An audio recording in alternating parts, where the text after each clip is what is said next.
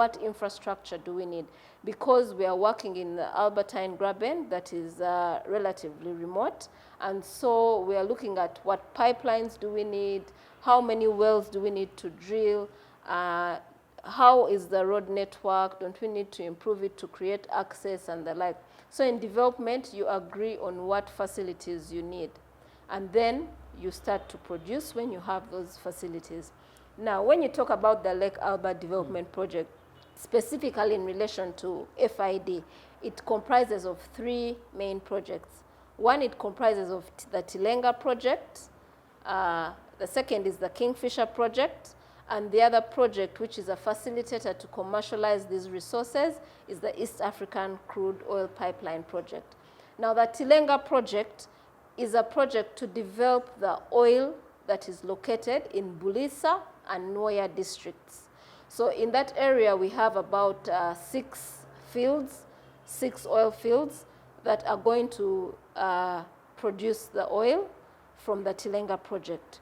And some of the facilities needed include well pads, because close to 400 wells are going to be drilled.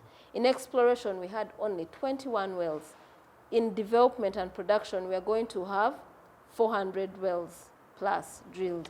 So we need what we call inflow pipelines, flow lines. These are infield pipelines, smaller pipelines, to connect these different fields to a central processing facility. So when the oil is produced from these different fields, it comes out in its crude form. That means it's mixed with soil, it has water, it has sand, it has gas. Now, before you can export it to Tanga, through Tanga, or take it to the refinery, you need to clean it. So that is what a central processing facility does. So what the Tilenga project will have, it will have a number of well pads on which the wells will be drilled, flow lines to connect these different wells from the different well pads onto the central processing facility, where the crude oil will be separated from gas, from water, from sand, so that we have crude oil, the crude oil on its own. Now, when you have the crude oil from the Tilenga project, you also likewise have the crude oil from the Kingfisher project, which covers Hoima and Chikube districts. For Kingfisher, these facilities will mainly be in Chikube district. Now, once you have the crude oil produced from Tilenga and Kingfisher, then it has to be transported. It has to reach where the pipeline starts from, or the refinery. So you'll have what we call a feeder pipeline. So you'll have one feeder pipeline that will move from Bulisa, where the central processing facility for Tilenga project will be, and then another feeder pipeline that will move from Kingfisher, where the central processing facility will be, and they will meet in Kavale, Hoima. And that is where we'll have the refinery area and the starting point for the export crude oil pipeline. So that 2 projects, when you hear them talking about Tilenga and Kingfisher as part of the Lake Albert Development Project, these are the 2 projects that are going to enable us to produce the oil from the ground through the different facilities that I've spoken about. And then it will be transported either for refining at the refinery in Hoima, or export through the East African crude oil pipeline that will start in Hoima and go 1,400 kilometers to Tanga in Tanzania. It's important to clarify that the final investment decision that was announced this week was for the Tilenga project, the Kingfisher project, and the East African crude oil pipeline. We've not yet had the final investment decision for the refinery project. So those are the main projects that are going to enable us produce our crude oil resources and commercialize them, because in order for Total and CNOOC and UNOC to produce, they have to have an outlet for the crude oil to reach the market. And the market is either export through the ECOP or refining in Hoima. Okay, so with the FID announced, does this mean that works on the pipeline and the Kingfisher and Tilenga starts immediately? Yes, the final investment decision marks the official start of what we call the engineering, procurement, construction phase. Now, in this EPC, engineering, procurement, and construction, that's where we have the detailed engineering. For example, if you say you're going to drill 400 wells, what kind of rigs do you need? So the engineering of those rigs goes on. If you say that you are going to construct a central processing facility, have you identified the land? Have you compensated the people? Then you start clearing the land to prepare for construction.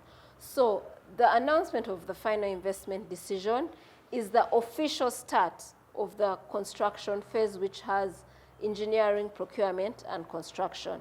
It's important to appreciate, for our listeners and viewers to appreciate that we have not been seated waiting for this announcement, because as you have discussions and different negotiations between government and the oil companies, you have an idea of the commitment. So we are aware that each party was fully committed to the project. So there's a lot of work that has been going on, even as we finalize the processes towards the announcement of FID. And by this work, I mean the procurements of what we call the tier 1 contractors. I think the adverts for bringing on board these contractors have run in the different media from last year and previous years. And so there has been a lot of procurement work going on to prepare for the start of this EPC phase. Because you can imagine if they had announced and the procurement hasn't yet started. Remember, these are you're looking for contractors who are going to implement a $15 billion project, $2 billion projects and the like. And so the procurement process started way back, and the contractors were already given conditional letters of award in preparation for the announcement of FID. So we have enabling works that have been going on in the field, such as land clearance of the land for areas where the project-affected persons have been fully compensated. We have clearance for the different access roads that have been going on. And we also have seen construction works for some of the camps where the different workers are going to stay going on. So we know that even in anticipation of the announcement of the final investment decision, certain procurement for especially what we call the long lead items for the tier 1 contractors, the first level of contractors, has been going on. And so there are some enabling infrastructure works that have been going on in the field. But now with the announcement of the final investment decision, we expect that the oil companies are going to go ahead to finalize the award of these contracts so that the construction activities can move ahead full-blown in terms of us having the facilities ready to enable production of the oil resources. Yeah, thank you, Gloria. If you're following us, you will have an opportunity to ask your question or make a comment in the next few minutes. So as a footnote on the work starting, the environment, especially the pipeline, there are concerns about national parks and so forth. But I've heard that the pipeline will be underground and things like that. A comment on the safety of the environment. Okay. I think one of the pillars of our national oil and gas policy, but also us as the authority, as a regulator, is environment protection. Because we know that, first of all, even aside from the pipeline, even where the Tilenga and Kingfisher projects are biodiversity hotspots for us as a country. We have water bodies, we have the lakes, we have other protected areas like national parks, and even communities where these facilities are going to be located. And so environment, health and safety is being put into consideration at the highest level. Each of these projects has been subjected to an environment and social impact assessment. So we know the potential negative and positive impacts of the project. And as the authority, we are working with the companies to ensure that the mitigation measures against any negative environment impacts are put in place. These include development of oil spill contingency plans. We have a national oil spill contingency plan that has been approved by the Office of the Prime Minister, which is in charge of disaster preparedness for the country, but also the oil companies have their site level and project level contingency plans. And so do the local government. We are now working with the local governments for them to also have the required level of preparedness in case there is an emergency required. And also in the design of the facilities, you've mentioned the pipeline being buried. We are ensuring that the design of the facilities has safety and environment protection at the heart. The pipeline is going to be buried to minimize the footprint on the ground, but even the Tilenga project, the Kingfisher projects, they are being designed to ensure that they are safe, but also they do not impact the environment negatively. We also are looking at how we can properly utilize the resources. For example, we have gas. In many countries, gas is flared because it is seen as non-commercial. But in Uganda, first of all, our laws prohibit flaring, that is burning, open burning of gas. What we are planning is that the gas that will be produced will be used, first of all, to support pressure. It can be re-injected into the wells so that it supports pressure during production, but also used for production of electricity that will be used in the facilities, or the excess can also be transferred to the national grid. So as a government and also the oil companies, environment protection is at the heart of the matter. Environment and social impact assessments are just one of the frameworks. We have the National Oil Spill Contingency Plan. We have management plans for the protected areas. There are guidelines on how to operate in these protected areas so that we are not negatively impacting other sectors like tourism that are also relying on this rich biodiversity. And then we are working very closely with all the other biodiversity institutions like the National Environment Management Authority, the National Forestry Authority, Uganda Wildlife Authority. They have now also built the necessary capacity for them to monitor the aspects related to their mandate for the oil and gas sector. So yes, environment is, we are working in environment-sensitive areas, but the design and frameworks are in place to ensure that protection of the environment is put at the center of the projects. Amazing. So environmentalists you've had, the environment is secure. So Gloria, the jobs, the minister on Tuesday talked about 160,000 jobs. Who are these people? Engineers, what? Yes, that is very interesting. You know, in the beginning, everyone thought that oil and gas would be the answer to unemployment. It is not the complete answer, but it will play a significant role in providing jobs, especially for the youth. Oil and gas is not a massive employer, but from the studies we've done, the estimated number of new jobs are 160,000 new jobs. Now, these are categorized into direct jobs. We have people who will be directly working with the oil companies. Those are the fewest. They are less than 10,000. Then we have people who will be working indirectly, because I mentioned that the companies contract. They contract and subcontract a lot of the work. So the ones who will be working indirect, usually through the contractors, are about 40,000, about 45,000. And then we have those who will be induced, because we know that when this work is going on, for example, the hotels, some hotels there are many new hotels coming up in Hoima, in Bulisa, in Masindi. There are banks going into these areas.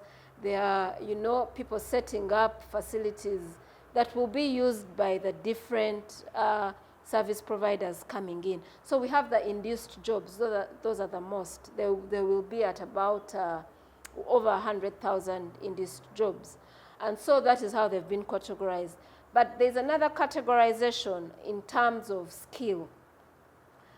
Majority of the jobs that are being created by this project are for technicians. Technicians, craftsmen, like welders, like scaffolders, people who work at heights, electricians, plumbers. But a lot of these technicians need certification. And so the estimate is about 70% of the jobs will be for the technicians.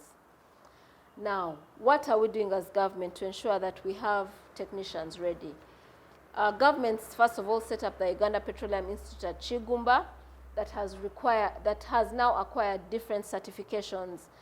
This week, they acquired the OPITO certification, which is one of the highest level certifications for the energy industry. They are now certified to train technicians and give them that certification, meaning that they will be ready to work in these oil projects. The Ministry of Education has also rolled out various initiatives to upgrade different institutes, such as the technical institutes in Lira. There's another one in Bale that are now acquiring certification to train technicians. We also have different private sector partners that are training technicians. We have the Skill and Assessment Center under Q-Sourcing. We have Solid Rock, we have Sunmaker. So all these are training technicians. So it's a joint effort between government and private partners to see that we have Ugandans ready. Even the oil companies, as part of their approved national content plans, are now training different individuals, welders, drivers of heavy goods vehicles, electricians, plumbers, and the like.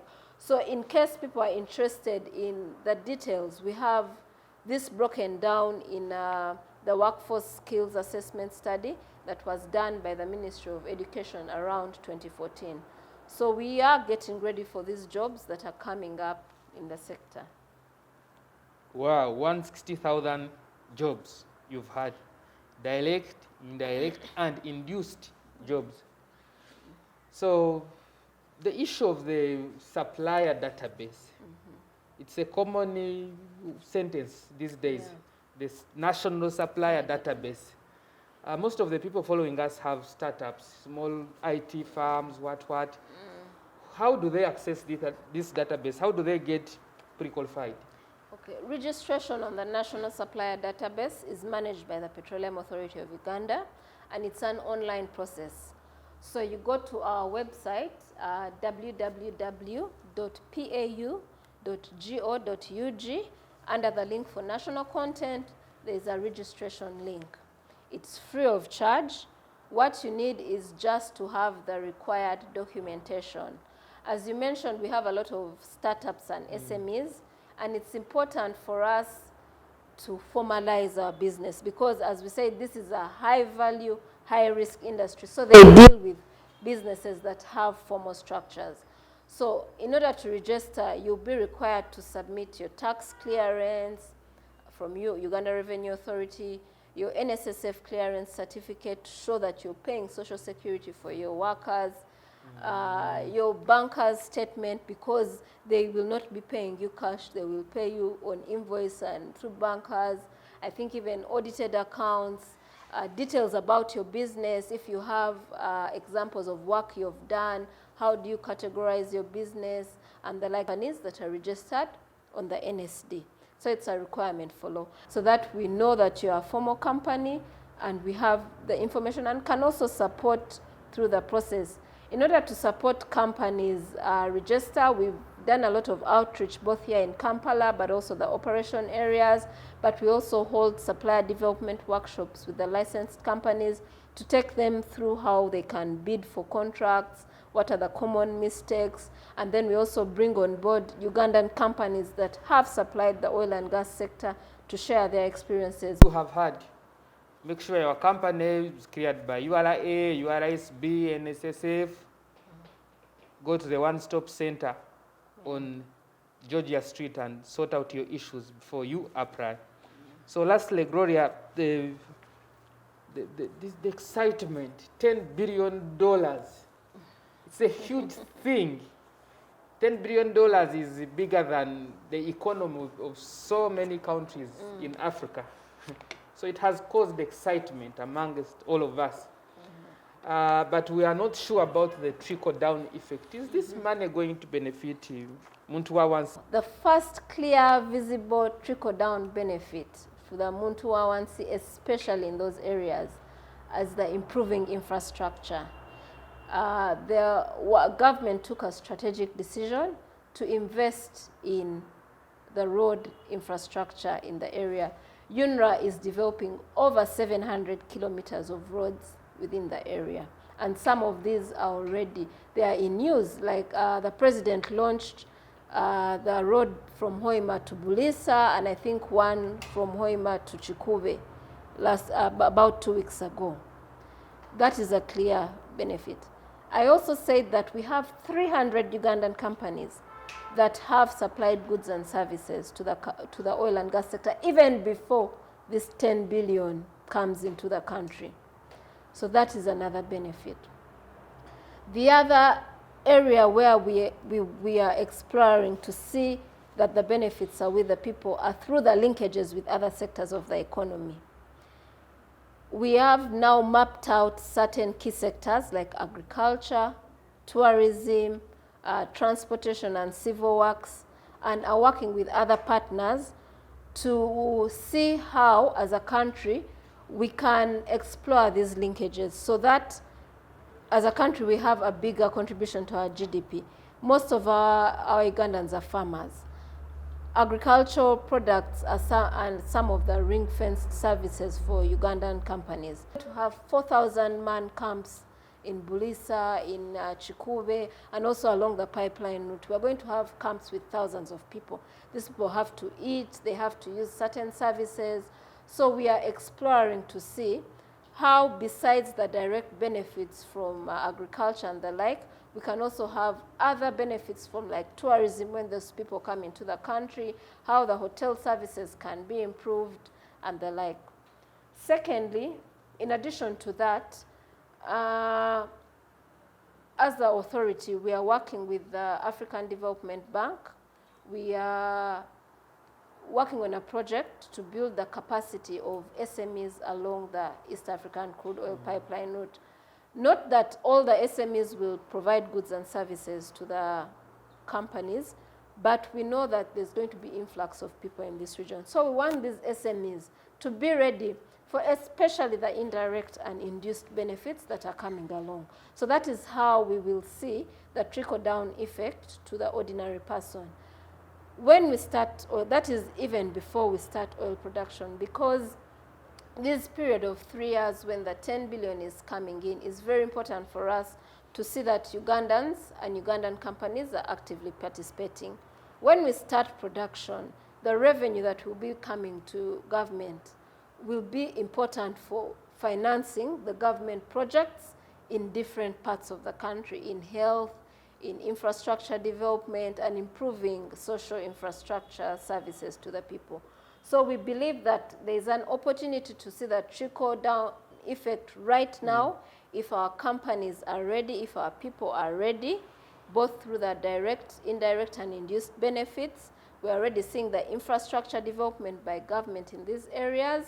And we also believe that when we start production, there'll even be more revenue for government to support service provision for the Ugandans.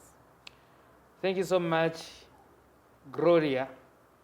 Friends, we are still with the Gloria 𝐔𝐬𝐲𝐚𝐿, Corporate Affairs and Public Relations Manager, Petroleum Authority of Uganda.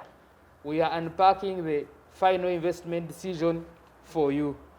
We'll take a short break and come back to the second segment of our Baraza, which is the question and answer session. If you want to ask a question or make a comment, you'll have an opportunity after this very short break. My name is Duncan Abigaba. The Baraza continues.